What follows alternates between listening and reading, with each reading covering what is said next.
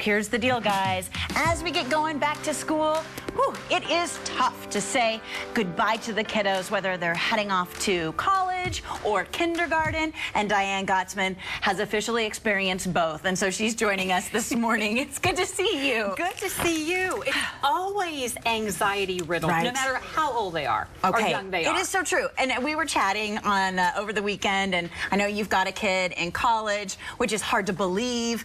And man, I am stressed out about that day. But you are sitting here, you've survived. Yes. And you know, we have done this for so many years. Yeah. We email back and forth, you know, so we're just going to share it with everybody else. Okay, so let's start with the younger kids first. So if you are the parent of a younger child, some things that you need to do during the first couple of days of school. And I think one of the big things is familiarize yourself with everything. Yes, and that includes the teacher's name. So you know who the teacher's going to be in advance. You know, we're not talking about multiple teachers already in high school. We're talking about the younger kids. And, you know, so say, you know, what are you going to say to Mrs. Smith when you see her this morning? Right. Or let's practice. And then they also need to know, as you're walking them to the classroom, where the bathroom is and where the water fountain is, because these are all comfort things. Being familiar makes them feel more comfortable and less anxiety riddled. That is so true. If you've got a child who has anxiety, like mine for whatever, they feel better if they know where everything is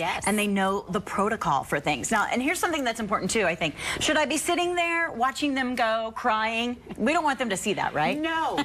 I say drop and go. Okay. So that just means you take them to their classroom, you say goodbye, and then you leave. You know, don't be peering through the window, because they see you and they can tell that you are anxious, and that makes them anxious. And that means don't go back and forth in front of the outside window either and try and wave at them and blowing kisses. Just they're going to be okay. Yes. Once you make it through that, then you've got a teenager, and they're either going to middle school or to high school. So let's talk about tips for parents of teenagers. Number one, you got to get up early and have enough time so you're not rushed. You know, setting today for many kids, this is the first day of school. So setting the precedents, getting up, getting there on time. You know, it's kind of uncomfortable to walk in late. Now, the first day of school, that happens. But you set the precedents, and that means you encourage them to set their clothing out the night before, get their breakfast ready, and you know what? It's up to us, because as parents still, because we are the ones that are setting the tone for the morning. Instead of being frazzled and running around and looking for your keys, we have to be calm, because we're sending them off into the day. You also say that we need to give them confidence, but also talk about going over what you call the introduction. And I like this, because by the time you're in high school, as a high schooler, you should be able to have a face-to-face conversation with a grown-up. And I know a lot of kids that can't do that, but it's so important. It's so important. You know, when they're little, and I just said you teach them their teacher's name and you encourage it. Well, we also give them growing skills as parents as they grow and as we go. So as a teen, you're still going to say, listen, you know, make sure that you're introducing yourself to new students. Make sure that you want to make other people welcome if you don't know them. When you talk to your teachers, look them in the eye. So you're giving them these social skills that they still need to learn and to use. You know, even though they know it, they're still uncomfortable. We as adults are uncomfortable. So they still need our guidance. Another great tip for parents of teenagers, talk about opportunities at school, but also discuss expectations.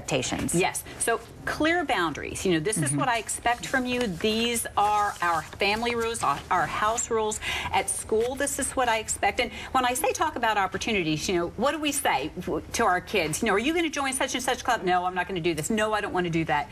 So there's some things they might be interested in if they just have a little bit of encouragement. And at the same time, we don't want to overschedule them. Easier said than done, as we both know. But you know, they play sports. They are going to be in extracurricular activities. They still need to sleep. You just talked about that during table talk time. So it's about balance. For parents that have college students, now I thought that we just set them free and that was it. But apparently there are some things I didn't know, like we need to check in at the orientation and still read emails from school. We get inundated with emails starting when our kids start school. Well, that's my level. You know, I just sent one off to college. Still more emails. And it's so easy just to skip them. We're busy in our own day, but it's important to read everything that comes in, because that's how they're letting us know at any level what's going on. And so you don't skip the orientation orientation, because that's what we find out as parents, what's expected of us. And part of that as a college-age parent is to let them go. Okay, and were you able to do that this weekend? I'm trying. I've asked my son. This is a time where during elementary school, during high school, we're guiding them, we're still there to supervise them. Right. Once they start into college, we have to trust our parenting skills and we have to release them. They still need us. We still, especially as a freshman and even a sophomore, we're still helping them along the way. Yeah. But we also they are adults and they are making their own decisions at this point, and we are still there as their parents. We're not their cool mom or cool dad. Yeah. But it's a new journey. Well, congratulations. We haven't ruined them just yet. That's right. That's right. If you've got questions, Diane Gottsman is here in San Antonio. She is our etiquette expert with the Protocol School of Texas. You can find her online, dianegottsman.com, and then her phone number is there as well if you've got questions. All right.